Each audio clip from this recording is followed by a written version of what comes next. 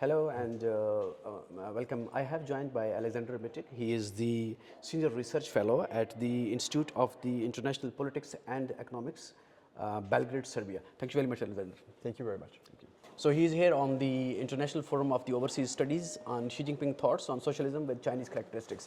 He is also author of the book, The Global Strategic Narrative, Wars, the Battle for Serbia. So thank you very much, Aleksandar.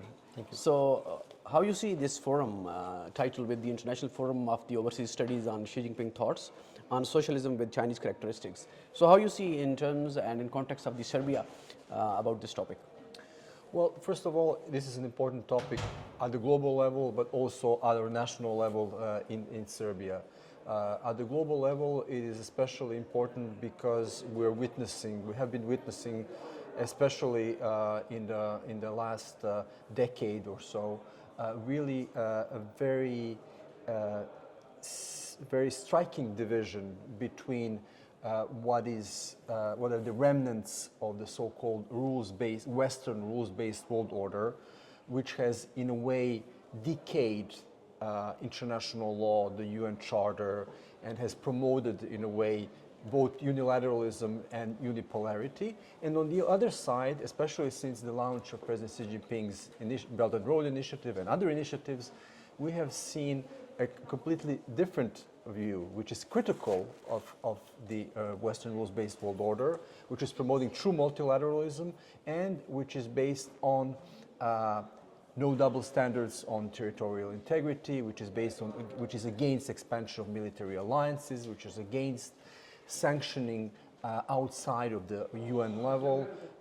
So this is something that for us in Serbia is very important, also at our national level, because Serbia has been unfortunately, one of the primary victims of the so-called Western rules-based world order. Some people, especially the younger ones, do not remember, but Serbia was bombed during the NATO aggression in 1999 in an attack which was not approved by the UN Security Council. So it was Russia and China at the time opposed this move, and this has really created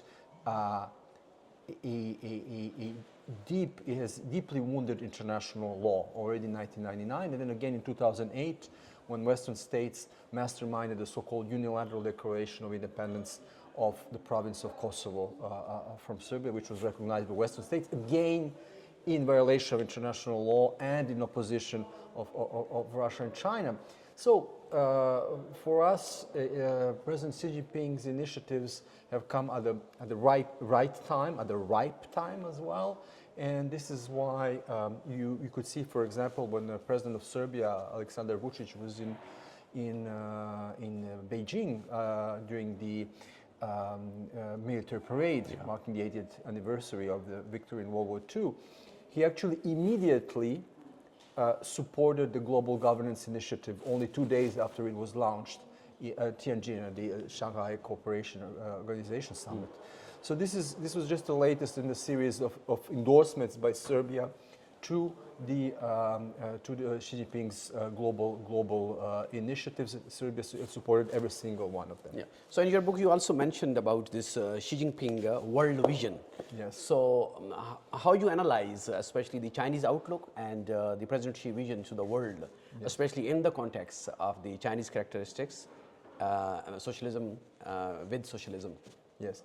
Well, what we have seen is, I think, and what is important for the world is that China has demonstrated by example, by proven results, what it means when it talks about socialism with Chinese characteristics. It's not just a theory, it's proven results over the last several decades, and it's also a transposition, what we see now with these global initiatives, of these good examples of what has worked in China, and attempt to, in a way, give the world the tools, the necessary tools, not by imposing them, but by proposing them, by offering them as tools, to the world. And this is something which is very important given the state of the world.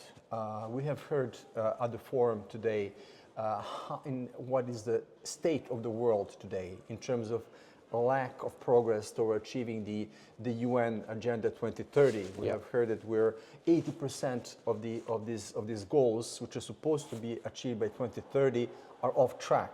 Yeah. And we see on the other side China trying to propose to get them back on track and to propose really concrete proposals. And these proposals are really, as we have also heard, and I agree fully with that, is that the backbone of these should be the cooperation between China and the global South. And this is something which has been a fundamental change, both in terms of geoeconomy, geopolitics, and generally the state of mind, not only in China, but it also in many other countries in the global South. Unfortunately, we also see a lot of resistance to this, let's say, attempt to reform the global system, to go back to the UN Charter, and these are efforts which are efforts which are geared towards protectionism, back to unilateralism, back to unipolarity. It's a very, I would say, a very dangerous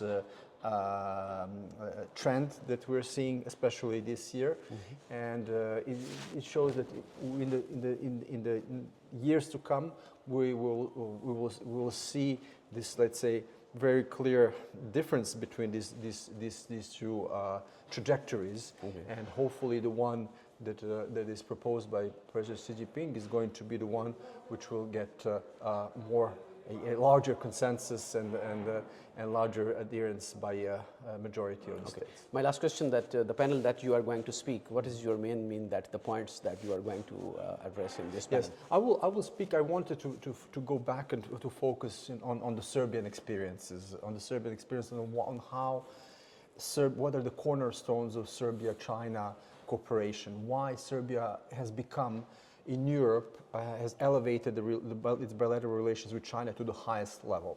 And we have there are four cornerstones: political, of course, political trust; economic, very successful examples of Belt and Road Initiative projects implemented in Serbia, both in terms of connectivity.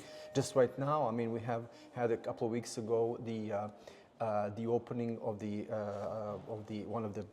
a very important part of the flagship project of Belt and Road Initiative in Europe, which is the Belgrade-Budapest Railway, and the Serbian portion has been open until the Hungarian border. The Hungarian one will be open in a few months. This is a very important part of this economic cooperation. We also have unfortunately, we also have this memory culture, our common, victimhood, and then also pride in winning in World War II with very high casualties. Also, the remembrance of the 1999 NATO aggression when against Serbia, when 3 Chinese journalists were killed in a U.S. airstrike. But we also, the fourth cornerstone is this new era. When we say shared future in the new era. Because Serbia and China decided last year when President Xi Jinping was in Serbia to elevate the relations to the level of building a community of Serbia and China for the shared future in the new era. And this new era is actually a common vision of multipolarization, and the fact that we both see multipolarization as a positive trend. Thank you very much.